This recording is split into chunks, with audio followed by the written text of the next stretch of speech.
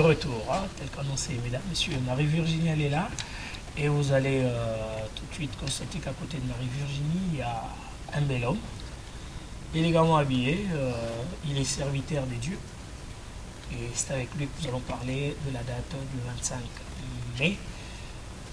Lui, c'est le pasteur Joseph Abraham Kikonga. Bonjour, pasteur, et bienvenue sur ces plateaux. Bonjour, monsieur Serge, et merci beaucoup. Un plaisir de vous recevoir sur ces plateaux, pasteur. Nous voulons parler de la date du 25 mai, mais je m'en vais tout de suite révéler aux téléspectateurs que vous êtes parti des églises de réveil vers le kimbanguisme. Bon, le parallélisme avec le mot, je ne sais pas trop le faire. La transition. Parlez-nous au moins de votre transition, d'être parti des églises de réveil vers le kimbanguisme, donc la reconversion. Okay. Comment ça s'est passé et qu'est-ce qui a motivé votre reconversion, et si la présentation n'était pas totale sur votre personne, vous la complétez. Allez, saisissez la balle au bon pour bien la compléter, détailler qui vous êtes. Merci beaucoup. Je suis, comme vous l'avez dit, le pasteur Joseph Abraham Kikonga Diamou. Oui. C'est vrai que j'étais dans les églises de réveil durant 32 ans. J'étais là, j'ai exercé. Je suis entré âgé de 8 ans à peine dans le groupe de prière à l'époque. Donc quand les groupes de prière ont commencé, mon oncle m'a amené, j'étais là et j'ai pris du goût. Je suis resté. Mais je signale en passant que je suis né d'une famille kimbanguiste. Et j'ai quitté l'église à l'âge de 8 ans. Et je me retrouve dans les réveils, les groupes de prière de l'époque. Et à 12 ans, je suis déjà baptisé et consacré serviteur de Dieu. À 12 ans. À 12 ans. Donc j'ai prêché dans des marchés, dans des hôpitaux, dans beaucoup d'endroits. Et j'étais vraiment connu. Et bref, Dieu faisait beaucoup de choses, des miracles, des guérisons, des résurrections des morts, pas mal de choses en fait. Et voilà, je vais exercer dans le réveil durant 20 ans en temps plein comme étant pasteur. Et si aujourd'hui...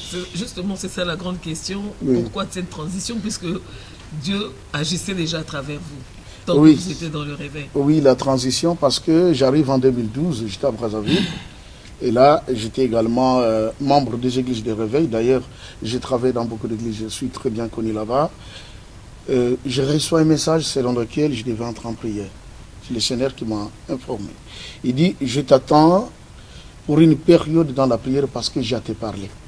Et curieusement, c'est au cours de cette période-là que tout a basculé parce que j'ai connu maintenant la visitation de Papa Simon Kimbangu, la visitation de Papa Diangenda, des gens que j'ai considérés pour moi pas tout à fait normal, parce que je me disais, bon, Papa Simon Kimbangu, c'est un vrai prophète, je croyais en lui. Un vrai prophète que Dieu a envoyé dans ces pays, qui a fait de grandes choses. Mais quand j'ai regardé Papa Diangenda, je me disais, mais ça c'est un magicien. Un monsieur qui est toujours aux côtés de monsieur Mobutu, assurément il est de la Primakuria. Vous l'avez jugé. En tout cas, je l'ai jugé comme ça. Au point que même dans mes différentes interventions, les prédications, je l'ai critiqué en longueur de journée. Mais durant cette période où j'ai passé 90 jours de jeûne et prière, et c'était exactement le 22 mars 2012, et j'étais déjà au 70e jour que j'ai connu la visitation de Papa Diangenda. Et j'ai commencé à les chasser dans ma chambre. Au nom de Jésus, sors d'ici, démon! Donc, à l'époque, on pouvait vous appeler une personne de peu de foi. À l'époque, non. Bon, personne de peu de foi chez les kimbanguistes. Mais dans le réveil, il dirait d'ailleurs que ça c'est un fervent, parce que j'étais comme l'apôtre Paul. Vous voyez, l'apôtre Paul est celui qui a combattu contre le christianisme, mais lorsqu'il a eu cette rencontre avec le Christ, il a compris que non, il n'était pas question de régimber contre les aiguillons, comme on dit. Alors vous avez eu ce message-là, vous avez vu cette vision-là, et vous avez changé de camp directement. Bon, pas directement, mais ça a pris quand même un petit temps. Un petit temps, je suis allé de 2012, 2013, 14, 15, 16, pour enfin être vraiment membre effectif de l'église kimbanguiste en date du 12 octobre 2017. Ah, mais les dates sont très précises, hein, parce que même je sais que le mois d'octobre est très célébré de l'autre côté. Mais aujourd'hui, justement, vous parlez d'une date, on retient celle du 25. Exactement. Pendant que la majorité, je peux dire, de la population célèbre le 25 décembre, étant donné fête de la nativité, c'est la Noël. Mais chez les Kimbanguistes, ça tombe le 25 mai. Donc dans 4 jours, à peu près, nous sommes déjà Noël. dans l'effervescence d'ailleurs. Pour Pour quelle raison? Pourquoi Oui, la raison est tout à fait simple. Vous savez, l'humanité tout entière célèbre le 25 décembre. Oui. Mais est-ce réellement la date de la nativité du Christ? Nous avons découvert que ce n'était pas vrai. Pourquoi? Parce que le 25 décembre n'est qu'une date conventionnelle. C'est une date qui a été placée dans les calendriers, s'il faut le dire, de l'Église, à partir de 325, lorsqu'il y a eu le concile de Nicée, où il y a eu Constantin et les autres, les rois Claude de la France. Et tout. Ils ont décidé, ils se sont dit, ces chrétiens qu'on négligeait, ces mouvements qu'on semblait voir comme étant peut-être une secte et tout, ils avaient compris que non, celui qui était venu était réellement un envoyé de Dieu. Il faudrait maintenant mettre de l'ordre au sein de ces mouvements. Donc, avec les concile de Nicée, ils ont dit qu'on reconnaisse alors celui qui est le maître de l'œuvre, le Christ. Mais quel jour faudrait-il lui donner pour sa naissance? Parce qu'eux n'avaient pas l'exactitude du temps. Et même quand on nous dit que le Christ était né en l'an 0 pour qu'il meure en l'an 33, c'est faux.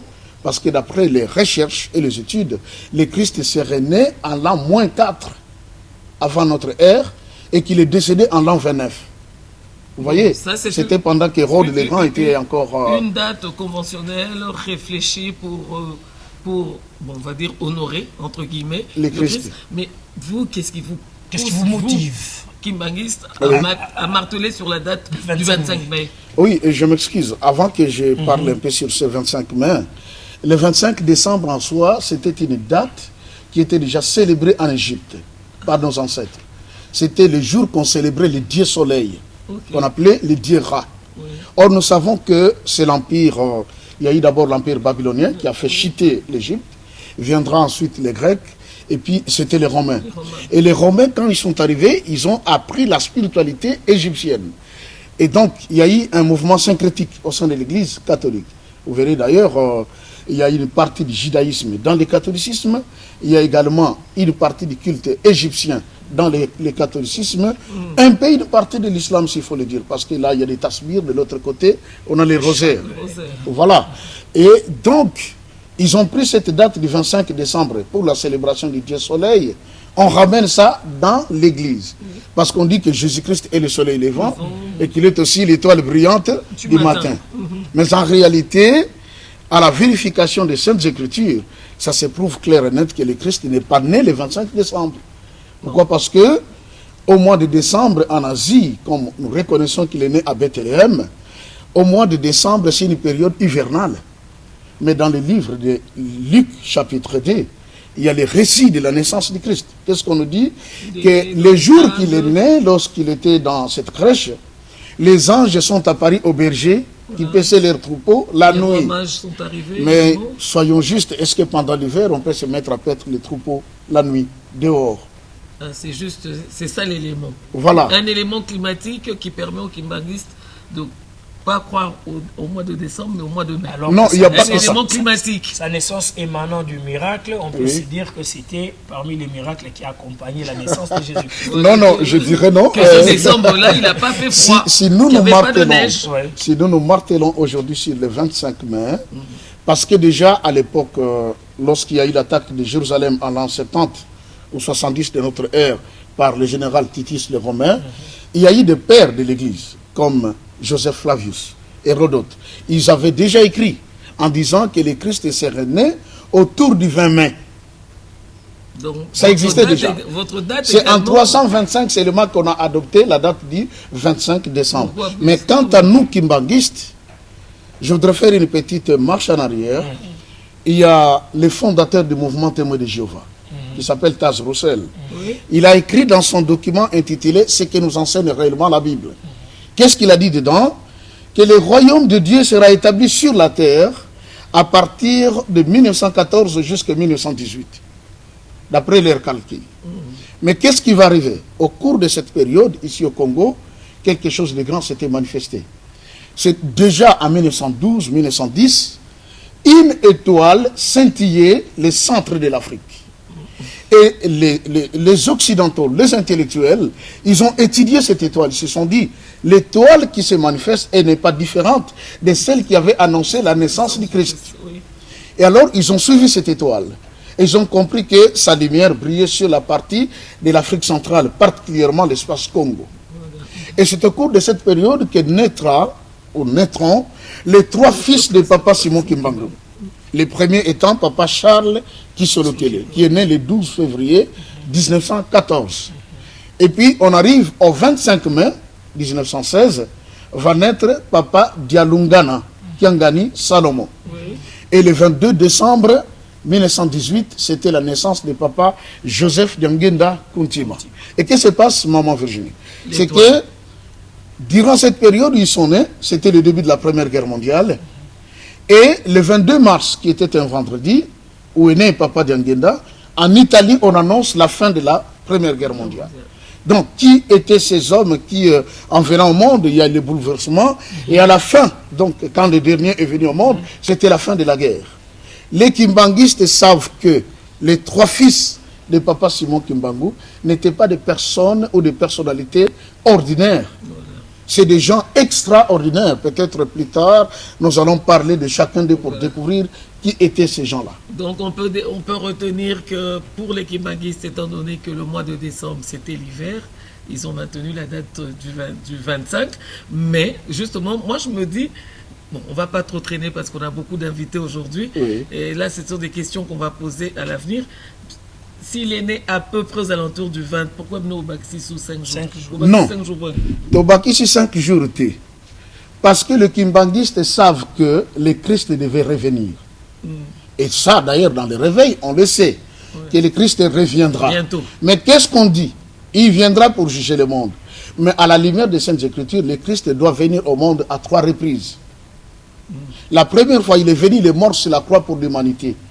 Mais si on lit les livres d'Ésaïe 53, on dit, puisque tu as accepté la souffrance, c'est Dieu qui dit maintenant à son fils, tu as accepté la souffrance, tu t'es livré pour eux, et tu n'as pas épargné ta vie, Dieu lui fait une promesse en disant, maintenant tu seras rassasié des jours, tu verras ta postérité. Vous voyez, tu mangeras à la même table que les grands. Donc le Christ devait encore revenir, même se marier, avoir des enfants et avoir une longue vie, et pour une seconde mission, laquelle? Construire la nouvelle Jérusalem terrestre. Voilà. Qui semblerait être un Kamba. Nouvelle Jérusalem. Pourquoi pour entrer en Kamba, on doit toujours se déchausser? On doit enlever les chaussures, mais on peut garder les chaussettes. Oh oui, c'est une très bonne question, M. Serge. On le fait pourquoi? Parce que la terre de Kamba, c'est une terre sacrée. Et c'était la nuit du 6 avril, c'était un mercredi, que le Christ va dire à Papa Simon Kimbangu, demain, donc la nuit du 5 avril, demain tu commences le travail auquel nous sommes convenus pour le salut de l'homme noir.